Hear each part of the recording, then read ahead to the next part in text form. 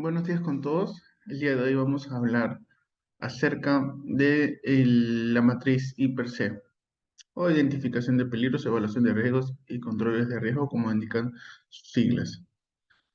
Un poco para explicar lo que vamos a hablar hoy día, vamos a tocar las pautas generales, medidas de seguridad, eh, darle la bienvenida a los participantes, porque de igual manera, aunque este curso sea de manera remota, de igual manera lo estamos viendo en un lugar físico como tal, entonces recordar las vías de evacuación y las pautas de seguridad que no deben de faltar. Y bueno, al finalizar vamos a entender qué cosas son IPC, eh, elegir la herramienta adecuada para el IPC. Vamos a ver que hay diferentes tipos de IPC, vamos a identificar cada uno como debe ser. Y bueno, y vamos a poder, después de esta capacitación, identificar de mejor manera cómo funciona un IPC, ¿no? ¿Cuáles son los controles a administrar? ¿Cuál es el orden que debe de tener? Y algunos ejemplos bastante prácticos para una guía rápida.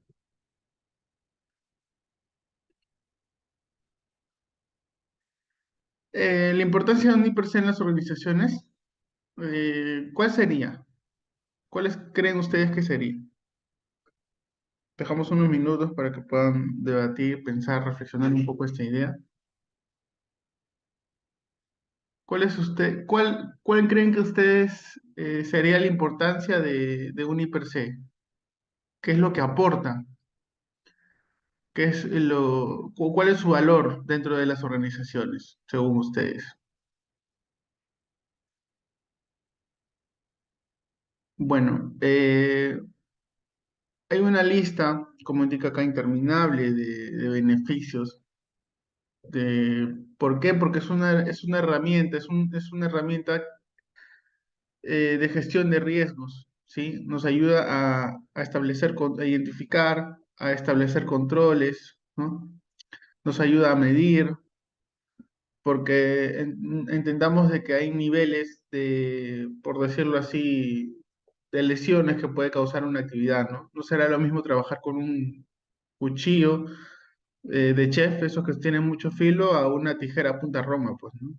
Por más que los dos corten, no será lo mismo, tanto en peligrosidad como en frecuencia de uso, ¿sí?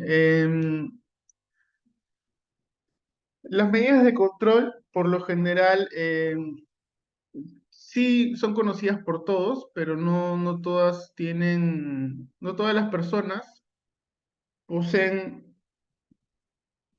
la capacidad de discernir cómo establecer las medidas de control adecuadas y en el orden adecuado.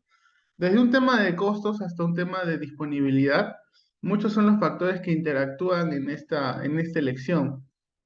Pero vamos a ver claramente que hay una jerarquía de controles que se tiene que trabajar y establecer así.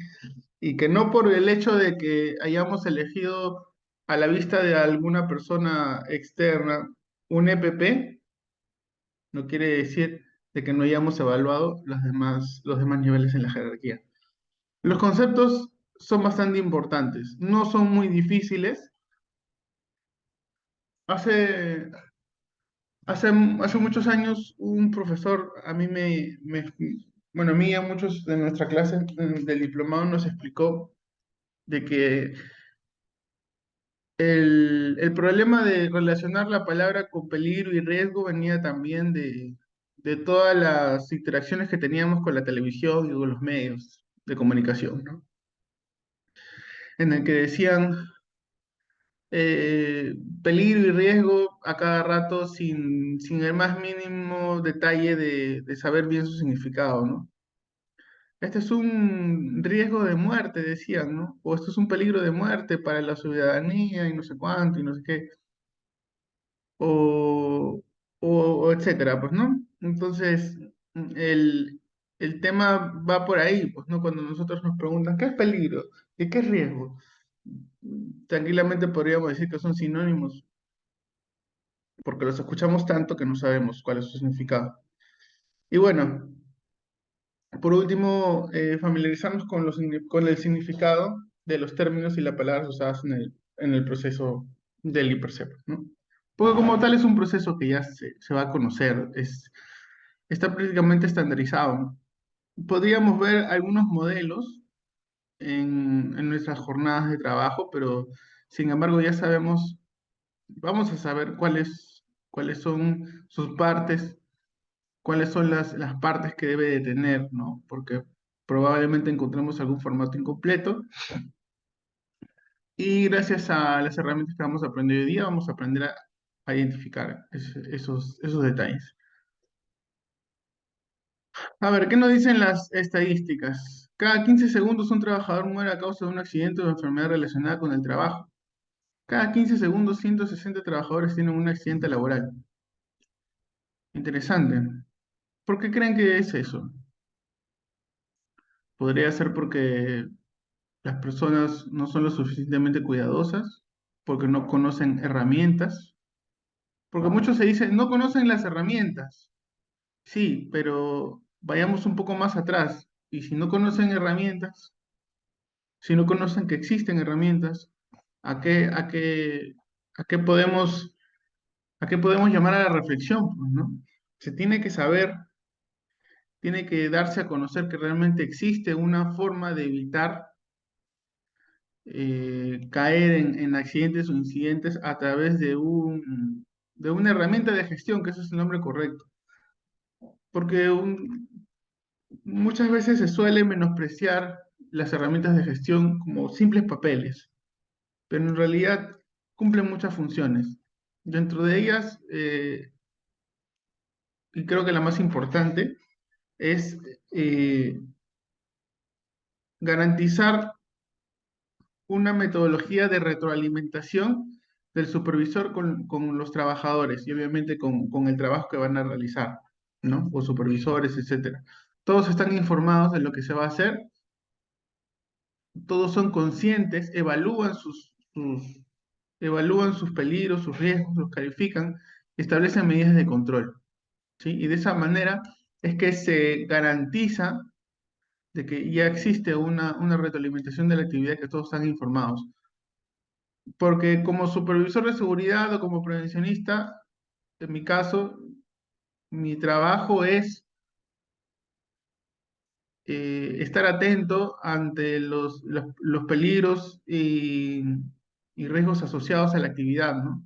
En medirlos, en tratar de estar alerta, en establecer mi plan de contingencia, mi plan de emergencia, ¿no? Conocer las rutas de evacuación, los equipos eh, contra incendio más cercanos, los equipos de emergencia, saber que si cuento con un equipo de emergencia, saber utilizarlo, ¿no? Porque no cualquier persona podría brindar primeros auxilios o ser el primer respondedor.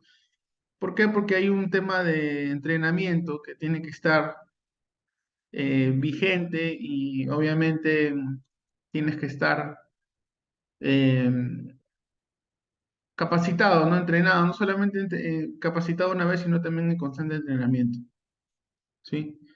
Y bueno, por último, pero no menos importante, también ver actividades contiguas a la mía, no a la nuestra.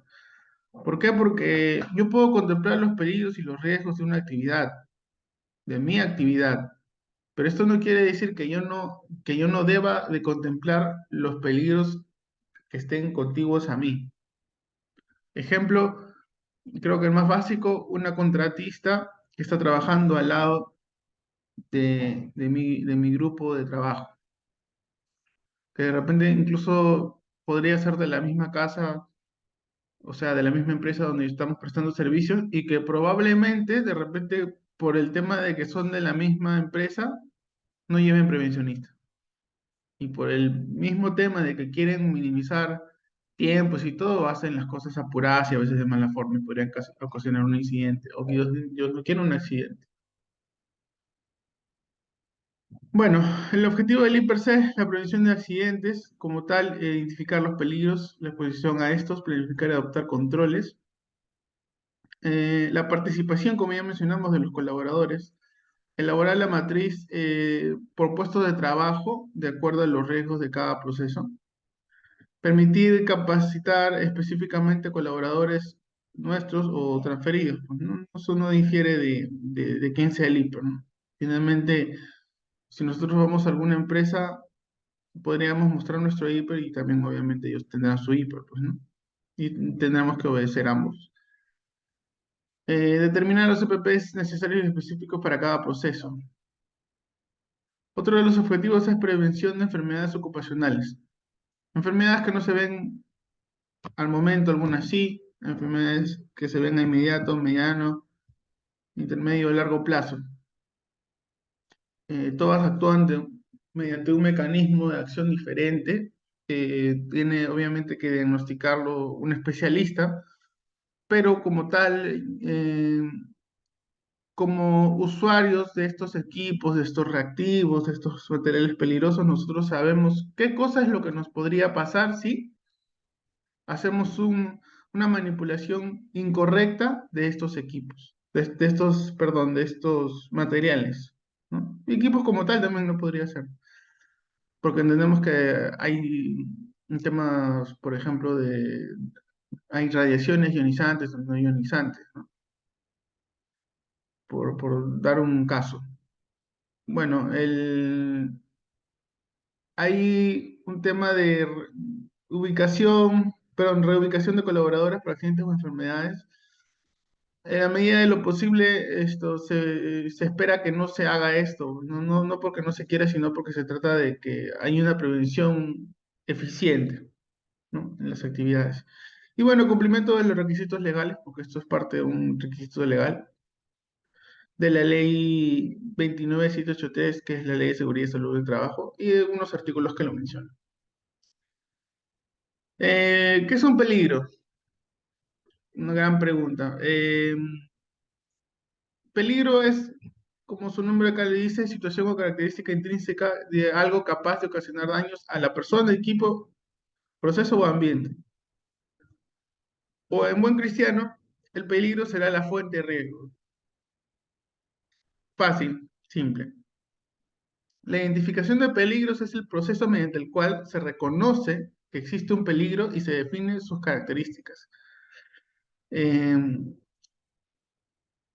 Riesgo, probabilidad de un peligro, que un peligro se materialice en determinadas condiciones y genere daños a la persona, equipo y medio ambiente. O, de una u otra forma dicho, el riesgo será la probabilidad, qué tan probable es que me suceda algo y qué tan severo podría ser. O peligro, perdón, el riesgo es probabilidad por severidad, ¿no?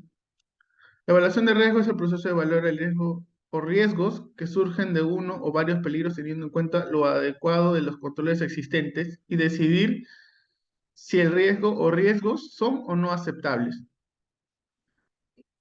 Ya esto, hablando de la evaluación de riesgos, ya hablamos de la calificación, pues, ¿no? Se adopta una tabla de calificaciones para medir el nivel de riesgo. ¿Y cuáles son las variables? Cantidad de personas, tiempo de exposición, si están entrenadas o no, ¿no? Si hay planes de emergencia, si hay una persona capacitada para controlar, supervisar, ¿no? Etcétera. Y las medidas de control son las acciones enfocadas a controlar el riesgo de acuerdo a la jerarquía de controles. Como lo mencionamos, no es controlar por controlar, no es a libre albedrío, sino que hay una jerarquía. Y como ya les repito, entender de que si nosotros tenemos en consideración de repente dos cosas, creo yo. Eh, realizar la jerarquía de controles sí o sí por un tema de buenas prácticas, pues, ¿no? Y también para cumplir, para requerimiento del cumplimiento legal paso a paso. Y segundo, no poner de frente lo que normalmente conocemos, pues, ¿no?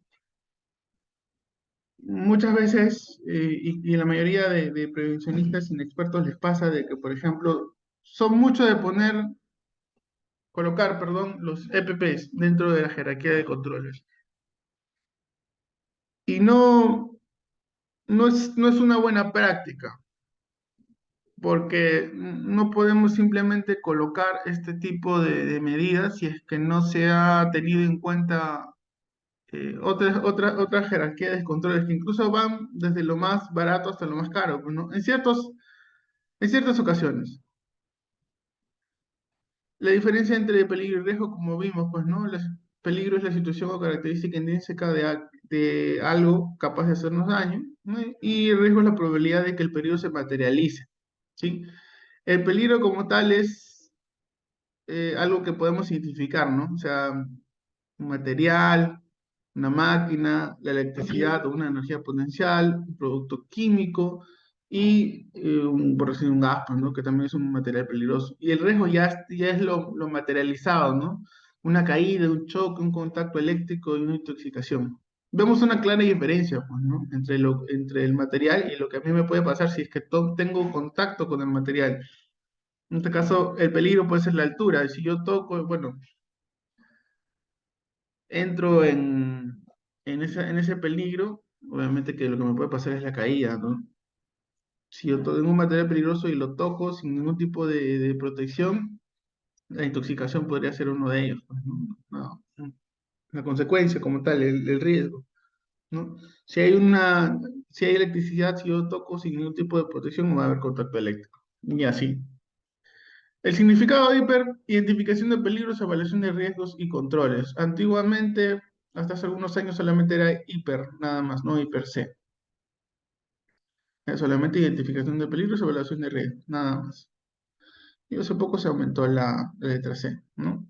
¿Por qué se aumentó la letra C? Porque no solamente basta con identificar los peligros y evaluarlos nada más, sino que se tienen que poner medidas de control.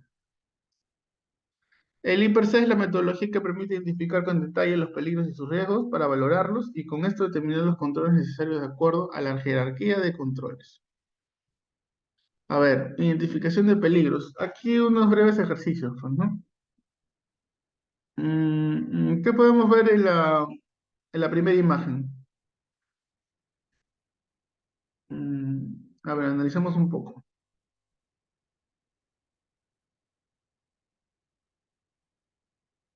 En este caso te parece una sala de UCI, ¿no? Hay un montón de camillas clínicas, aparatos, jeringas, tijeras y demás, y una persona que se ha tropezado, ¿no? ¿Cuáles son los peligros? ¿Cuáles son las fuentes de riesgo? En este caso, podemos ver que el peligro como tal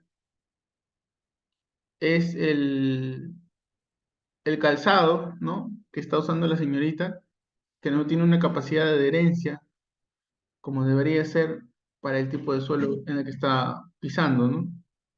También tenemos que ahora las ampollas, las jeringas que están tiradas en el suelo, son ahora son ahora el peligro, ¿no? La fuente de riesgo, ¿sí? Y al parecer la señorita está cargando unas toallas, unas sábanas que están en el suelo, ahora son un obstáculo. Entonces vienen a formar parte ahora de un peligro, ¿no? ¿No? Porque es una fuente de riesgo ahorita estas sábanas en el piso, frazadas, ¿qué pueden hacer con una persona de otro país? Eh, ¿Qué más tenemos en la imagen de abajo? Por ejemplo, tenemos, al parecer es la zona de laboratorio, un hospital. Tenemos unas posturas forzadas por parte de la señora que está agachada, ¿no? No se ha tenido en cuenta en este caso el diseño del área de trabajo, ¿no? Es un peligro disergonómico, porque a la señora en inmediato o corto plazo le va a causar lesiones osteomusculares, ¿no? Por esas posturas forzadas. Bueno, en la parte superior derecha tenemos la descripción de algunos equipos de protección personal. En la industria sabemos de que hay diferentes tipos de equipos de protección contra caídas, ¿no? Y si nosotros decimos, ¿sabes qué? Vamos a hacer un trabajo en altura y te doy este arnés, ¿se podrá utilizar? La respuesta es no, porque la ley nos dice de que el arnés tiene que ser un arnés integral de 5 puntos, ¿sí? Este es un arnés de tipo deportivo. Y es más, fuera de la deportividad, el uso, ¿no? Menciona de que hay una posición correcta para poder colocar el arnés. Entonces, aquí el peligro, ¿cuál será? El peligro será la mala colocación del equipo de protección personal, porque es fuente de qué cosa es de que me pueda lesionar, ¿no? Pueda caer, porque obviamente eso es un equipo que me va a mantener suspendido en el aire y Dios no quiere ocurrir un accidente y obviamente tengo que mantenerme suspendido, de eso se trata.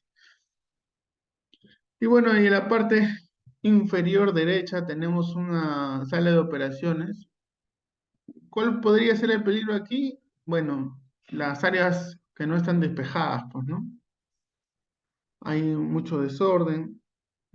Parecer, bueno, no hay nadie trabajando aquí, ¿no? Pero lo ideal sería de que los pasillos estén despejados por cualquier tipo de contingencia, ¿no? El peligro en este caso son los obstáculos en el camino. Identificación de peligros. ¿Cómo se identifican los peligros?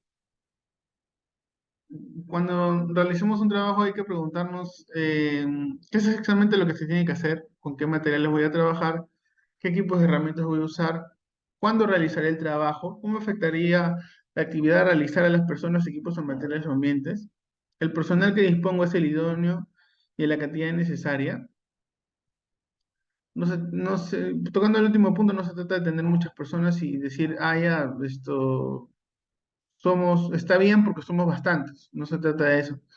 Se trata de hacer eficiente el trabajo con las personas necesarias sin saturar al personal, porque tampoco se trata de sacar la mayor eficiencia posible al personal, porque recordemos que todos tenemos una curva de productividad en la que comenzamos muy bajo por temas de arranque, pues, ¿no? Y vamos subiendo porque ya como que vemos también el tema de la confianza en la actividad, de nosotros, ¿no? Ya identificamos cómo es el trabajo y por factores de cansancio, ¿no? O paradas, ya vamos bajando, pues, ¿no? Entonces, se trata de eso, de no saturar al personal y de llevar un trabajo equitativo, ¿no? Ok, yo no hago esto, voy a hacer esto. Yo no sé esto o no destaco en esto, yo apoyo en esto porque sí está, ¿no? Para también repartir un poco más el trabajo. Dentro de la clasificación de peligros tenemos los peligros químicos que se debe a la manipulación bueno, manipulación, exposición a materiales peligrosos.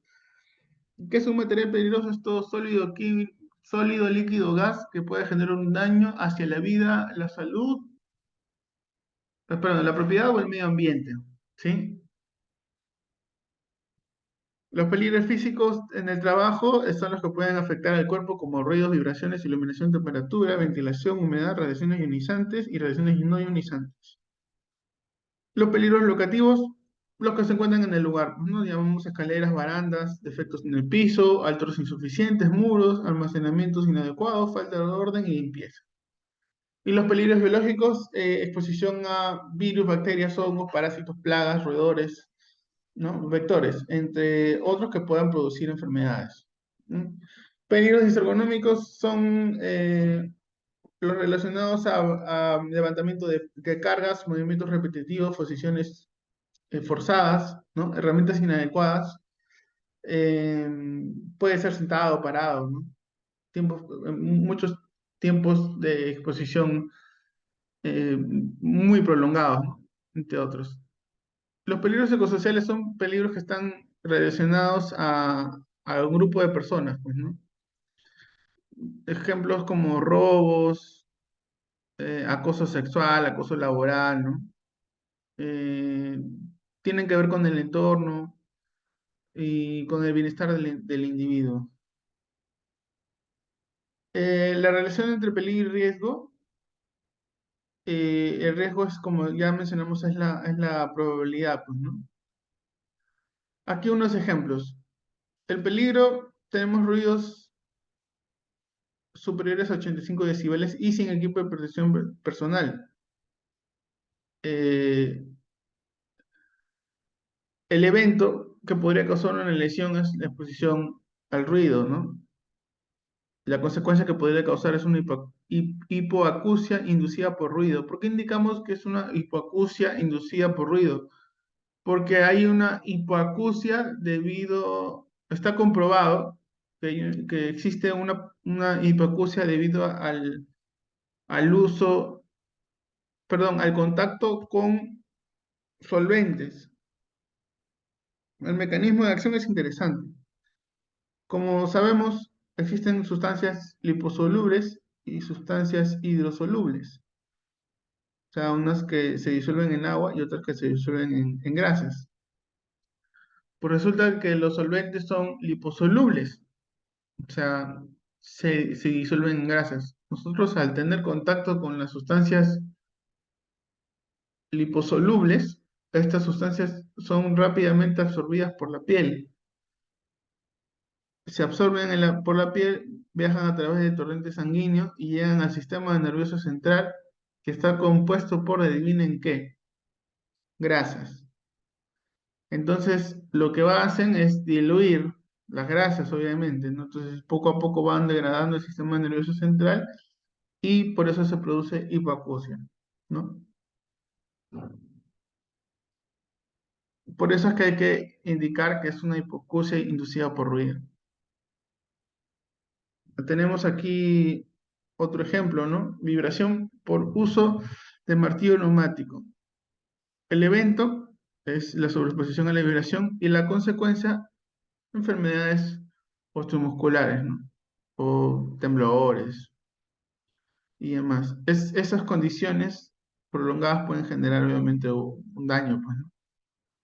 Aquí otros ejemplos, por ejemplo, tenemos en el caso de peligro, superficies calientes. El evento es contacto con partes calientes y la consecuencia sería la quemadura de segundo grado. ¿Cuántos tipos de quemadura existen? Existen tres tipos. Primero, segundo y tercer grado. Primer grado llamaremos enrojecimiento de la piel nada más, ¿sí? Irritación, obviamente. Segundo grado ya es cuando salen ampollitas, ¿no? Sobre la piel.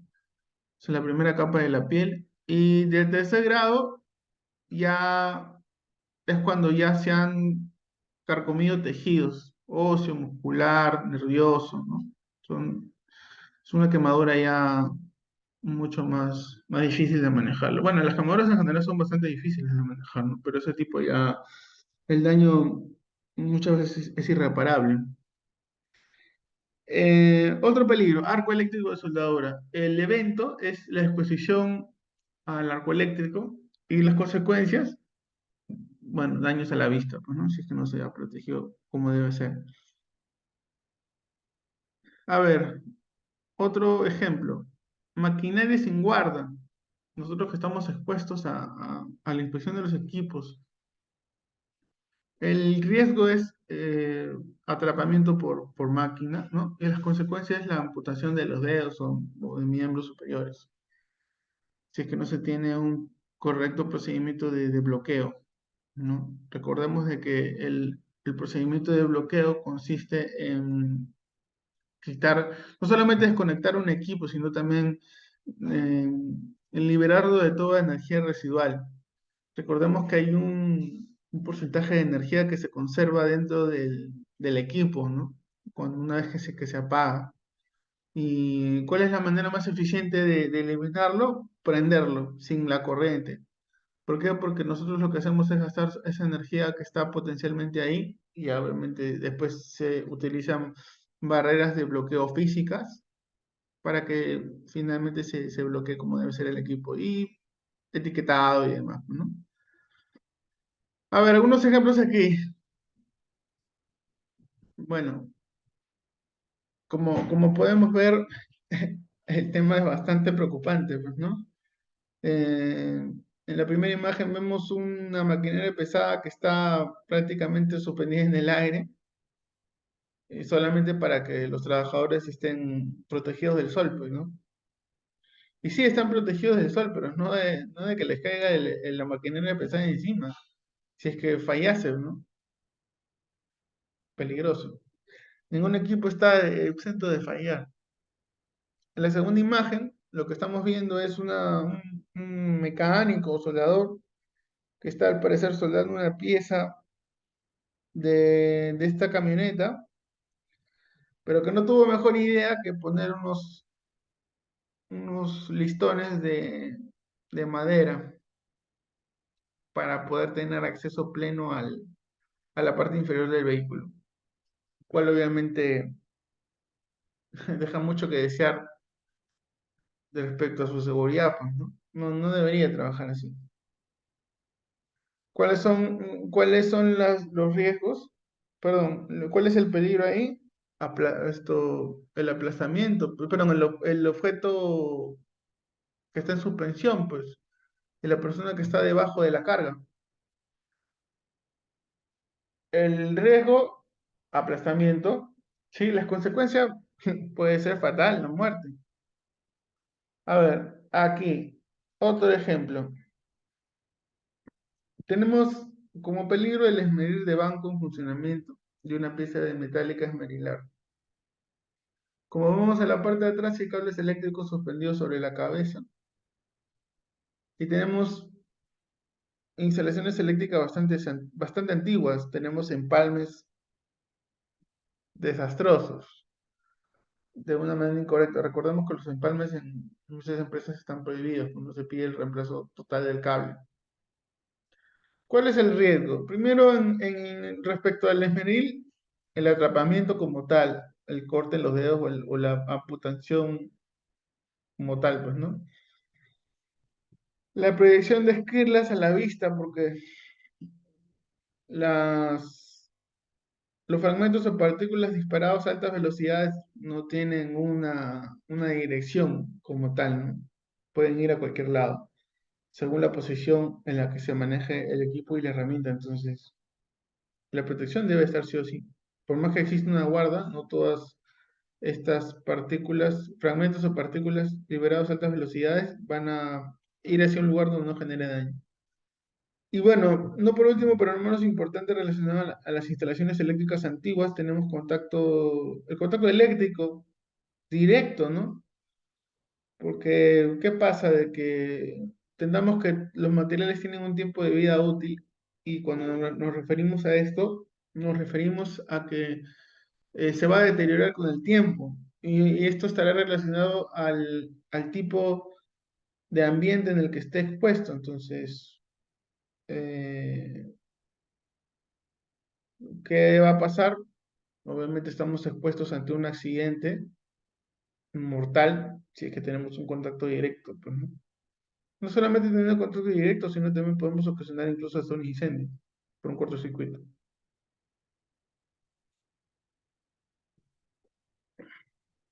Aquí otro ejemplo. El peligro es el montacarga en movimiento y la cara suspendida en movimiento. Y también hay otro peligro que no nos hemos podido dar cuenta. Si se pueden percatar, el volumen que lleva a este señor impide la visibilidad del camino, ¿no? Entonces, y el señor va solo. En todo caso, si es que es súper necesario, tendría que ir con una persona, pero en lo posible se trata de que el transporte de pallets, primero que esto va a ir obviamente, o puede estar despachándose, o puede estar recepcionándose mercadería para llevarlo a un almacén. Entonces, sea cual sea el caso, obviamente tienen que haber las medidas de seguridad correspondientes, pues, ¿no? Una persona que esté ahí supervisando, no hay como tal. Entonces, tenemos el montacarga en movimiento, la cara suspendida y la falta de visibilidad, pues, ¿no? Los riesgos asociados a esta actividad, ¿cuáles son? Primero, el atropellamiento. Obviamente podría causar fracturas, incluso la muerte, pues, ¿no? La colisión con estructuras u otros equipos para mover la carga. Y obviamente la pérdida del material si es que se deteriora, pues, ¿no? Por el accidente. Y la caída de la carga suspendida. Recordemos que este tipo de sistemas es un sistema que funciona por medio de fluidos, ¿no? Es un sistema hidráulico y trabajan a través del principio de Pascal, que dice que a través del movimiento de fluidos se puede generar energía mecánica. Como tal, una pérdida de este fluido podría desencadenar de que el sistema falle y obviamente ocasiona un accidente. Otro ejemplo, a ver, tenemos aquí un soldador que no tiene ni la más mínima idea de lo que está haciendo, ¿no? Está soldando al costado de un tanque de gas. Yo sé que la mayoría de gente aquí conoce qué es lo que le podría pasar a este trabajador, pero de todas maneras vamos a hacer un repaso, ¿no? Primero, ¿qué es lo que no debe hacer este trabajador? Primero, soldar, ¿no? Al costado de un lugar así. Si nosotros quisiéramos de repente soldar de manera adecuada en este ambiente, lo que podríamos hacer es de repente eh, buscar un método de reemplazo, ¿no? De repente no soldar, de repente quizás esto, elaborar algún tipo de pieza pueda, que se pueda, ¿cómo se dice? Que se pueda embonar, que se pueda acoplar, ¿no? Para poder ajustar esto que se necesita. Lo otro que también podríamos hacer es retirar la mayor cantidad posible de tanques de gas y esperar a que esta salchicha esté vacía, ¿no? Y ahí recién podríamos soldar, en el caso de que no se pueda. El peligro como tal es la fuente de ignición, la, la chispa, en un ambiente altamente peligroso, ¿no? Por la presencia de gas. El riesgo, incendio o explosión. Y el evento peligroso, las consecuencias son incendio, quemaduras, muerte.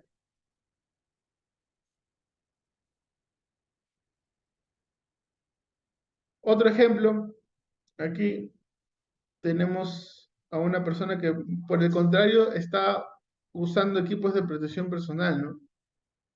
Ya tiene, a diferencia del ejemplo anterior, la persona, no sé si pueden apreciar aquí, la persona solamente está con su careta facial, pero no tiene otro tipo de protección, no hay una manta ignífuga, vemos pasto seco alrededor, Dios santo, y las demás personas no están protegidas, pues, ¿no? Y obviamente el tema del gas, ya sabemos.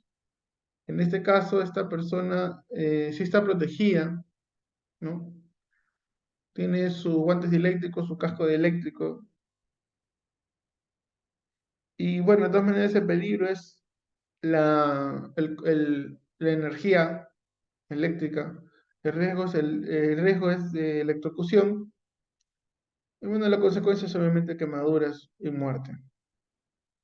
Otro ejemplo, aquí tenemos, eh, ¿cuál es el peligro? Primero la altura. Segundo peligro, perdón, tenemos la altura, tenemos el uso incorrecto de EPPs, pues la ausencia de EPPs de forma completa, ¿no? Entonces, si lo van a apreciar aquí, sus líneas de vida son sogas, amarradas a los tablones que ni siquiera están fijos. Pequeño gran problema. ¿Cuáles son los riesgos? Solamente el riesgo es la caída a desnivel, ¿no? Y obviamente lesiones osteomusculares, etcétera, ¿no? No solamente osteomusculares, sino también incluso hasta nerviosas, pues.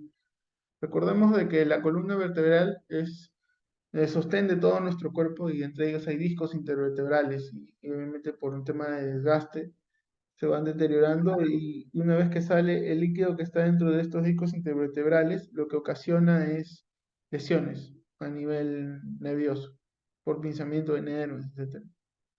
Aquí tenemos otro ejemplo, ¿no? Como vemos, hay dos personas que están soldando. Sí, está un poco mejor el tema de la protección, los dos tienen careta de soldar porque están expuestos al mismo tema, pero como tal no tienen equipo de protección contra caídas, ¿no? Y este equipo de protección contra caídas tiene que ser el adecuado. No todo arnés, no toda línea de vida va a ser lo más eficiente.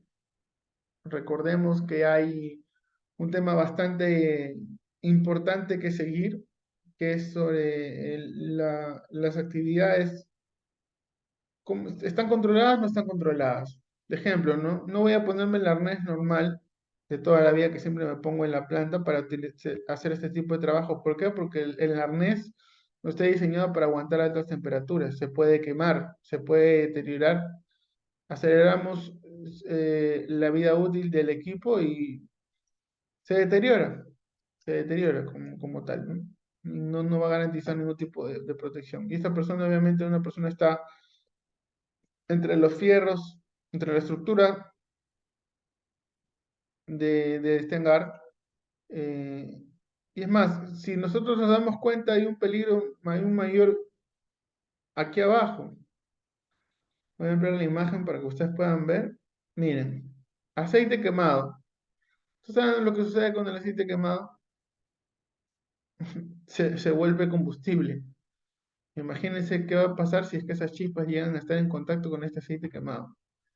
Una consecuencia, en verdad, fatal.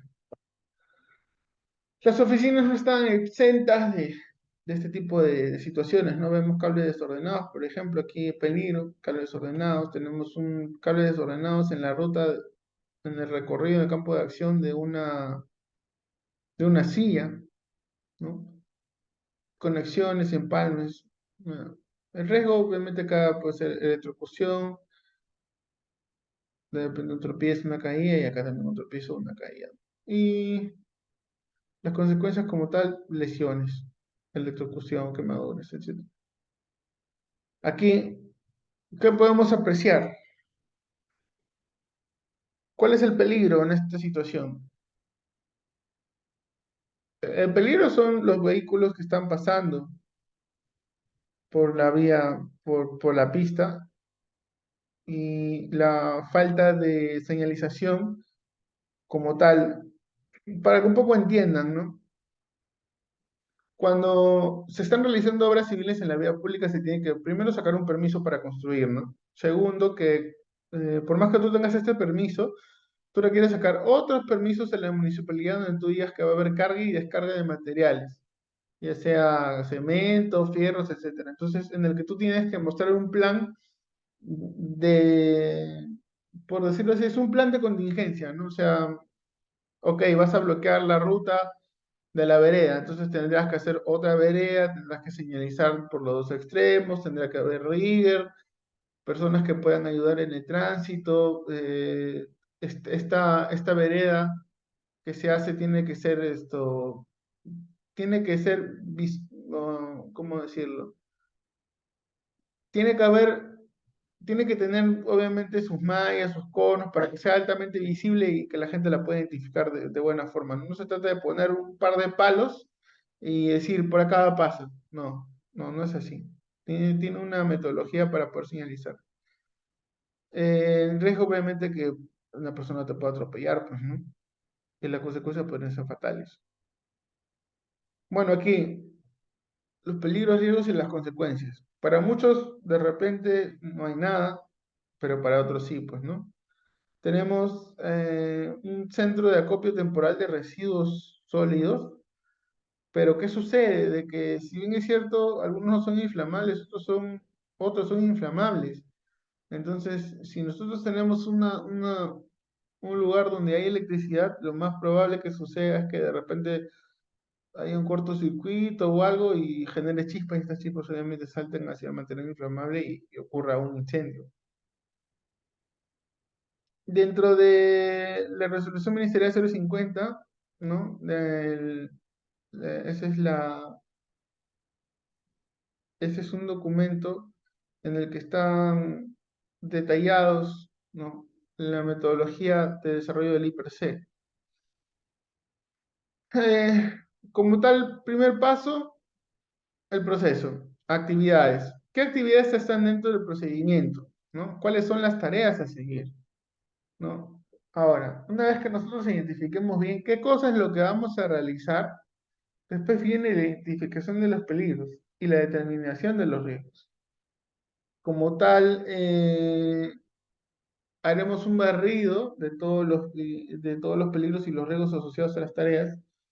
Estimaremos el nivel de riesgo a través de la herramienta, ¿no? De la metodología como tal, y mediremos el nivel de consecuencias y el nivel de exposición. Como tal, el nivel de exposición se mide en cuanto a cuántas personas están realizando la actividad, cuántas personas, aparte de que están realizando la actividad, cuántas personas podrían, ¿cómo se dice? ¿Cuántas personas están entrenadas, capacitadas en un plan de emergencia? No hay un plan de emergencia. Eh, ¿Están entrenados, no están entrenados? ¿Los recursos son suficientes, no son suficientes, etcétera? Hay diferentes tipos de cosas a evaluar. La estimación del nivel de riesgo se trata de medirlo a través de la probabilidad del daño, nivel de consecuencias previsibles y nivel de exposición. La valoración como tal es determinar si la tarea es significativa o no significativa, pues, ¿no? Establecer, y por último, establecer las medidas de control en cuanto a la metodología de la jerarquía de controles, ¿sí? Bueno, aquí hay un ejemplo de la matriz que se tiene, ¿no? El proceso, actividad y la tarea, ¿no? Después el peligro, los riesgos, las consecuencias. Un ejemplo, ¿no? Malas posturas al sentarse, lesiones musculoesqueléticas, las consecuencias lumbalgia. Y acá tenemos una tabla de calificación, ¿no? Índice de personas expuestas, índice de procedimientos existentes, índice de capacitación, índice de exposición al riesgo, índice de probabilidad, índice de severidad y probabilidad por severidad. Aquí finalmente será que es tolerable o intolerable. Entonces, hasta ahí habremos cumplido el paso uno, que es establecer procesos, listar actividades y tareas y listar actividades para cada proceso. Como paso 2, identificación de peligros y determinar los riesgos, ¿no? Identificamos los peligros para cada tarea y determinamos el nivel de riesgo, ¿sí? Bueno, peligro, riesgo y consecuencia, lo que mencionamos anteriormente también. Ahora, la estimación de niveles de riesgo, como ya también hemos detallado, es el nivel de probabilidad por severidad. ¿Se ha hecho capacitación? ¿No se ha hecho capacitación? ¿Cuántas veces se hace capacitación? ¿Cuántas personas están expuestas al trabajo? ¿No? Y detalles como esos. Toda matriz y per se debe tener su tabla de calificación en el que, según el resultado, se cuantifica, ¿no? Tiene una calificación en cuanto a colores, ¿no? Y esta calificación obedece a una valoración de riesgos que me indica si es riesgo medio, alto o crítico, ¿no? O riesgo bajo. Hay otras tablas de calificación, como este de acá, en la que probabilidad por severidad, por consecuencia, están calificadas, ¿no? Trivial, tolerante, moderado, importante, ¿no? Y aquí también una breve referencia de cómo se trabaja esto, ¿no?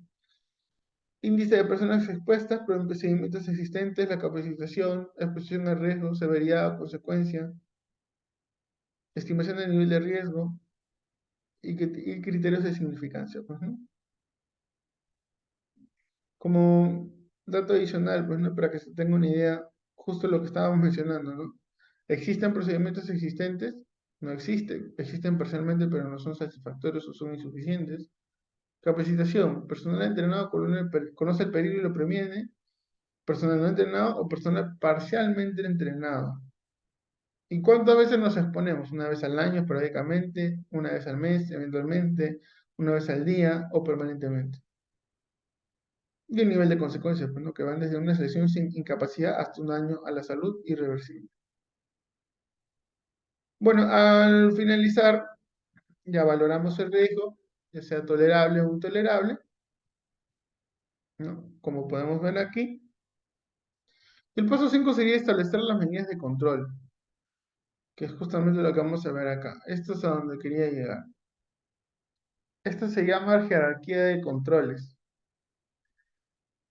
Tiene un orden, va desde eliminación, sustitución, control de ingeniería, controles administrativos y equipos de protección personal. Se debe aplicar en ese orden siempre. ¿A qué llamamos eliminar? Llamamos eliminar a la eliminación completa del riesgo, pues, ¿no? Ejemplo, tengo un obstáculo en el camino, elimino ese obstáculo, lo retiro del camino, lo eliminé. La sustitución, dice, reemplazar el material del equipo o procesos por uno de riesgo inferior. Visto en un ejemplo más simple, el mismo ejemplo, tengo una ruta y tengo un obstáculo. Sustituyo la ruta para poder evitar ese obstáculo. Los controles de ingeniería se dedican a colocar equipos o procesos de trabajo a aislar el riesgo con protección o resguardo, ¿no? Llámese un sistema de protección contra caídas. Llámese un sistema de protección contra incendios. Implementación de sistemas. Un sistema de refrigeración, un sistema de climatización, etcétera. Los controles administrativos se dedican a suministrar controles como entrenamiento, procedimientos, permiso de trabajo, per se, reglas, señalizaciones, etc.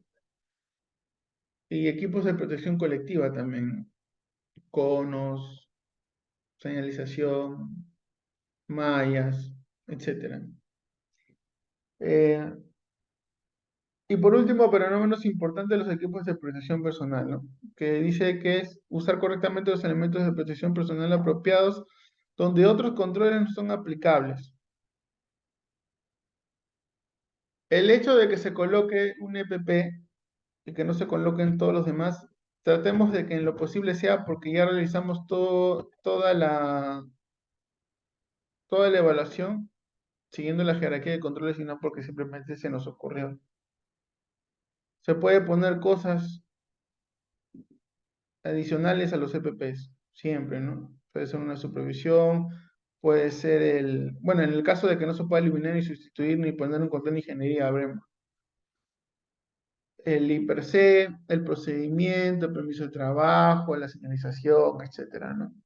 Como tal, no es un papel, no es solamente algo que está escrito, ¿no? O sea, se trata de una plena identificación de los pasos a seguir, y que ya está medido los problemas, ¿sí? Y bueno, aquí algunos ejemplos, ¿no? Peligro, solventes químicos peligrosos, riesgos, inhalación en contacto con solventes peligrosos y la medida de control, la eliminación de la limpieza con solvente. Bueno, también hay un tema del reemplazo, pues, ¿no? La sustitución. Limpiar con paño húmedo. Sustituir. Pregunta si algo puede ser sustituido durante la actividad. Peligro, solvente químico peligroso, el riesgo de inhalación en contacto con solventes peligrosos y la medida de control, sustituir el solvente por un proceso químico menos agresivo. Que también está mencionado en la parte de arriba. Ahora, hay dos tipos de I+C. El I+C base, que se utiliza cuando son actividades rutinarias, ¿sí?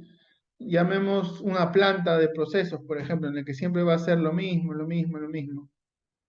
Y por más que nosotros no seamos una planta, ¿no? Sí llevamos un proceso rutinario, ¿no? Porque, claro, podrían haber ciertos detalles respecto a las condiciones de las inspecciones como tal, pero siempre el proceso de inspección visual, tintes penetrantes, va a ser casi siempre el mismo, ¿no?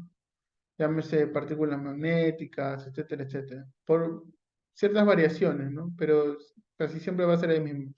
A lo que me refiero es de que siempre vamos a dedicarnos a hacer mantenimiento predictivo de equipos, eh, y esa es nuestra actividad, pues no como tal, no vamos a de repente dedicarnos un día a hacer mantenimiento correctivo, porque ese no es el rubro de la empresa.